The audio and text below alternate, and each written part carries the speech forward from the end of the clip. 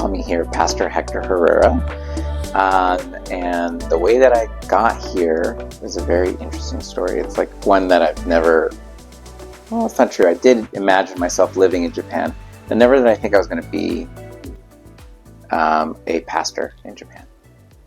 As a kid, I had this, so I was baptized Catholic. So I have Catholic origins. My family is Guatemalan. We found the Spanish-speaking Christian community in Southern California. And my mom was very charismatic. She became really much more charismatic. And I remember as a teenager, she took me to a prophecy night. And this prophetess who I've never met ever in my life. And she was like, "You're going to be a pastor in Asia." And I was like, what? No way. I'm more interested about getting a girl's phone number. I'm interested about getting good grades. Am I going to go, hang out with my friends? I wasn't even thinking about that. Crazy. I was like, what? I don't know if I believe that. I ended up studying philosophy of science in undergrad. Like, what is a number? What is space-time? Logic. And my faith completely changed after my mom died. Yeah, this is a long story, but it's very important for me. But I grew up in a very conservative, fundamentalist environment. And it really wasn't until that my mother died, I had to find my faith and not my family's faith. So then I realized that I was really pushing away from God, everything. Yeah, so my professor who was teaching the philosophy of evolutionary biology, I knew for a fact he was going to be an atheist, and I want him to convert me. So I asked this professor, who I certainly thought he was going to be an atheist, and he ends up saying, "No, I'm Presbyterian." And I was like, "What? No way." And then we started talking about faith more openly and learned more about the Christian tradition. And he's the one that told me, you need to go to Princeton Seminary. There's a little tribe, my wife and I, my girlfriend at the time, who then becomes my wife, we had a kind of business. We were running a tutoring company. My wife ends up going to graduate school for education. And we were thinking that we're going to really pioneer a pretty good, efficient, lean learnings education. So we sold it and decided to leave and the whole thing, and then decided a new chapter for me to pursue seminary. So we left everything. We just gave it away. We basically sold it, and while I was running the business and teaching math and science at a middle school. And then we decided, we got to move, and then we moved to seminary. It's a long story, I'm so sorry, but basically what ended up happening was I go to Princeton Seminary, I hear about all the connections that Princeton has had, and one of the first things I heard is to be an intern at Tokyo Union Church, because Princeton Seminary has a relationship with Tokyo Union Church. So just so everyone knows, ever since my mom died, I became Presbyterian. I chose to be Presbyterian.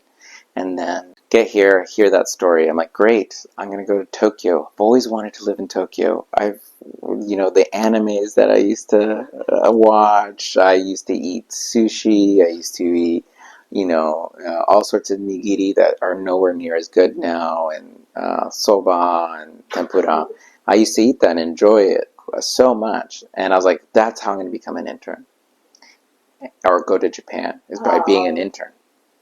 What ends up happening then is I end up having an opportunity, and I had choices. So I do really well at school, and they asked me to be part of the international cohort, and they picked me to go to Seoul, South Korea, or go to Tokyo Union Church. They said, please pick. And I ended up going to South Korea, and I didn't want to go, but I felt called to go. And I was like, okay, That's my interesting. only time that I'll ever be at Tokyo Union Church in Tokyo is gone because I'm following God's will. So I ended up working at Yongnak Kyohei, which is one of the largest historical Presbyterian church in Yongnak. I was one out of 150 pastors. That church had like 4,000 people on a Sunday, and their English ministry was about 300, 400 people. Yeah, and then I ended up coming back, loved my time in South Korea, learned so much about an institution of a church and what a church can do with real institutional backing, and what kind of impact it can make to the lives of so many people. And then I had another opportunity a year later to go to Switzerland. So then I went and studied. I interned in Switzerland, and I was there for a sizable period of time. I was scheduled to be there for a year, and it was a dying church, old, maybe 30 people, in the most beautiful place on earth. And after that, we came back. Pandemic hit. Okay. And I thought I was going to be academic dean, pursuing PhD work in practical theology. But then someone stopped me and asked me, Tokyo Union Church's associate pastor position available. I think you'd be great. Apply. And I said, no way. I'm way too young. The person who's there now, he's in his 40s. And the person before that, also in his 40s. My wife said, there's no way in hell you're going to get that job.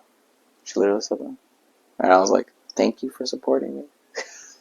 Just because we didn't imagine that we would leave again and go to Tokyo this time as an associate pastor.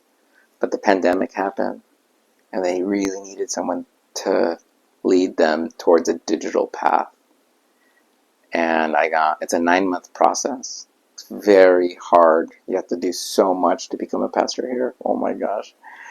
Got it. And then the person who I interviewed was Pastor Chris Peterson, who I talked so I knew about Tokyo Union Church and Pastor Johan since 2016. So I never thought that I would be able to become. Okay. And then I was so happy to be under the learning and tutelage of Pastor Steve Yamaguchi, who was the first kind of non-Caucasian pastor that TUC has had for 150 years for sure. And he was not only a mentor and becoming my friend, but I was the associate pastor for 4 years. And then it was another opportunity to explore where God was guiding, and I felt called to apply to become the head of staff, the pastor of the church. But again, another 9-month arduous process with many people applying from all around the world. God made a way, and now I am. Yeah, but I'm so thankful for everyone who helped me to get here, but Pastor Steve was definitely part of that journey, and the congregation overwhelmingly felt very supportive and voted on it. So I feel definitely called, and it was, I think, a new chapter for TUC, an embracing kind of.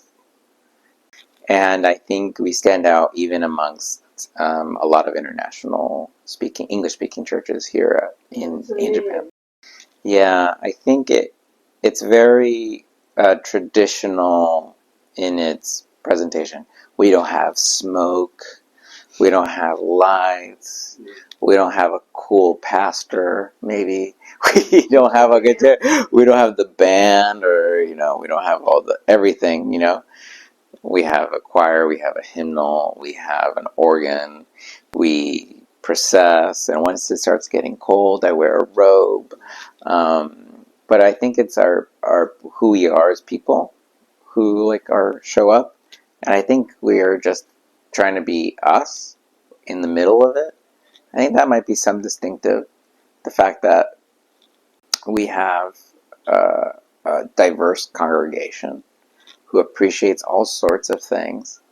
But again, we have so many people from different nations, from different ethnic backgrounds, different first languages. different theological traditions. So, like, our worship service tries to reflect that as much as possible. Tokyo Union Church, when it first came to be in 1872, the church builds, it grows, and it primarily was an American, international, English-speaking church, and it was an oasis. And early on, it was a missionaries church to an ex-business class church to a business elite church. But starting in the 80s, 70s, 80s, 90s, the church opened up its doors to be way more inclusive of Japanese members. Tokyo Union Church, I believe, is associate member of the Nihon Christo Kyodan. And we've never, ever, ever, ever tried to take away from Japanese churches. But we've used that term in the past to reject Japanese people to joining our church. We don't want to be taking away Japanese from Japanese churches. It's just that our congregation now is 50% Japanese, more or less. Like 40, some high 40s. It's not entirely sure. And we are a church that is very welcoming of the Japanese, but they're not your standard fare. We have a lot of people who went to a study abroad. We have people who are kikuku shijo. We have people who are just have an international mindset, or they've been hurt by their Japanese church, and they want to experience something radically different. And because we're an inclusive church, not an exclusionary church, we more than welcome them. But our baseline is you have to be open to all. The baseline of everything, the root of our foundation, is that you have to believe that we are grounded in Christ. So it's thoroughly a Trinitarian Christian tradition, but you have to be open. And because of this openness, we've embraced so many Japanese members. I would say, like, what's weird about our data, so I get into our data and like who visits us. Over a year, every prefecture, I think it's 47 prefectures, there's someone who has logged on to our website and checked us out. Actually, like, a lot of people tune in weekly, regularly, from all parts of Japan to our worship service. But like a lot of people who tune in the United States, Singapore, Hong Kong, Australia. So the one thing that I think is really important and is a core value that I think is that we need to really care about our digital impact. That we don't realize like how much people really cherish it. They might be living somewhere and they can't find a worship expression that really fits them. So like it's a very interesting. I think the more cutting edge thing is actually AI. So when people, there's SEO, search engine optimization. There's also AI optimization for search. And multiple people have come to Tokyo Union Church because they've been having a conversation with AI recommending what church should I go to. And we are usually on the top of the list. And I think that's because I actually don't know, God, I don't know. But also, I think it's our proactive engagement in multiple ways, trying to be at least.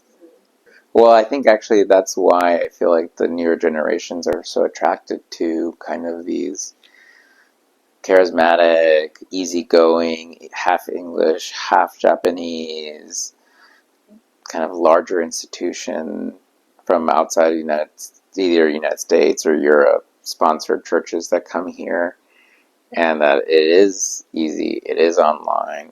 They're seeking those people and looking them out pretty intentionally and intensely, whether it be having a language exchange or get to know English speakers or party nights. These kind of churches are the ones that are growing and truly attracting the Japanese youth that primarily only speak Japanese. So there's definitely a hunger. They're unfortunately not going to the traditional Japanese churches. They're going to more or less internationally sponsored or branded churches that facilitate these things. As a person who's like traditionally minded, like I'm very traditional in my beliefs and my theology, that is, I think it's a missed opportunity. I think for me, tradition is not to hold on to the past, but to innovate it and move the tradition forward. I don't feel like I ever rejected my tradition, this new tradition that I have. In fact, I think I'm taking the tradition, looking at the past, taking its best parts, and trying to hand it off to the next generation by moving it forward. Take what I say with a pinch of salt because I'm 33. You know what I mean? I don't know. I think the world has changed. The world changes. And so, like, one of my favorite things to do is drink wine. And because of climate change and because of, so many outside forces, whether it be heat and actually what ends up happening is that because of the climate, because the world has changed, the soil has also changed. And the same practices that was once inherited may not produce the same exact wine that they intended. So the farmers, in order to maintain the same kind of quality of wine, have to radically change the way that they produce. So certain things, so like I think in John 12, there's like the talk about the grain. A single grain, if it stays there, it only remains a single grain, but until it dies, it can only bear much fruit. Like, in order to survive in an ever-changing landscape, we have to evolve with the landscape. But in order to do so, you take the best of your DNA and bear something new. So in evolution, it's having another child that has the same DNA, not exactly yours, but you have to create with something new. And then you take that and your genealogy passes, but you have to let go and insert something new that combines your DNA with something else, so that then in the new landscape you can find life. Japanese seminarian or a sensei, senpai, boxy, coming to like really learn from our environment, from the environment of other churches like TUC. So like, why does because of the, I think, hierarchical age structure, it's usually one way. The master will always teach the apprentice. The senpai will always teach the kohai. But sometimes actually to really, you have to, what the Bible teaches us, the first shall be last and the last shall be first, and maybe actually have some, spiritual humility to learn from those who you would seem less than. Again, I don't want to come across with a lot of hubris, like, who's this young guy, what could he possibly tell us? And again, I self-identify as a young 33-year-old pastor who's learning. But I think if we always start with that mindset that we are learning, everyone is learning, that no one has a master expertise, but that we could all learn from one another. And sometimes that actually requires you to experiment. And people, I think, in Japan... Yeah, so, like, I think, like, that's how you adapt. Like, the process of adaptation is through experimentation. And if you are scared to fail, which I think is a big thing in Japanese culture, failure is a perspective.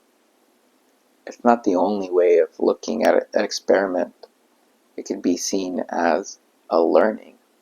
What did we learn from this experiment? And I think it's not so much the pressure that one puts in to succeed, to make sure that one does not fail, is sometimes the biggest restraint for success. So the story of the scapegoat is one of the most interesting things on the planet. What everyone puts onto an animal, all the sins, all the errors, all the problems of a community. And that sacrificial act is supposed to cleanse them, atone them for their wrongdoings. The recent rise of xenophobia is not really recent, and it's not really, it's part of human nature.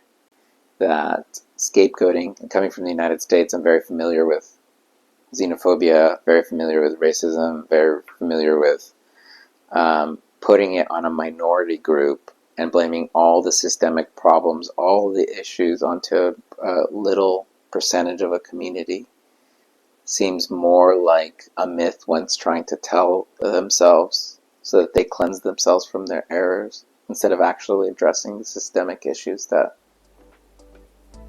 the community needs to hold. And it's not a bad thing, it's just a human thing that we do. But I think sometimes we have to restrain our most basic animalistic, especially as Christians, we believe in only one sacrifice that cleanses all wrong. And that was what was found on the cross. We don't need to scapegoat anyone else. For Christ has done it for us. I don't know. We worship a Prince of Peace, not the God of War. Oh, thank you. Yeah.